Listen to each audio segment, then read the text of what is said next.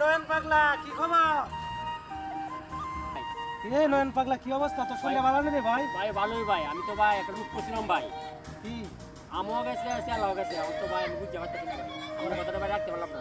রাখতে পারছো যা? তোরে তো আমি আরো আগে কইছিলাম রে, এত লোক ভালো না। দেখ তো কথা বল, তুই গরিব মানুষ, আমরা গরিব মানুষ। ওই গরিব বলতে একমাত্র আল্লাহ পাক, মানে আমরা সবই গরিব। অতিরিক্ত লোক ভালো না। আমি তো তোরে আগে বোঝাইছিলাম লোকটা করিস না। একটা কথা হোক, লোক মানুষের অন্ধ করে দেয়, বুঝছ?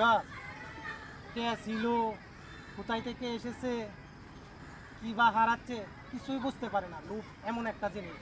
অতএব তুই লোক করছস, ধরা খাইছস, এখন বুঝতে পারছস। আল্লাহর কাছে ক্ষমা চা, আল্লাহ পাক তোরে মাফ করে দিবি ইনশাল্লাহ। তুই নয়ন পাগলা একদিন অনেক পয়সার মালিক হবি ইনশাল্লাহ।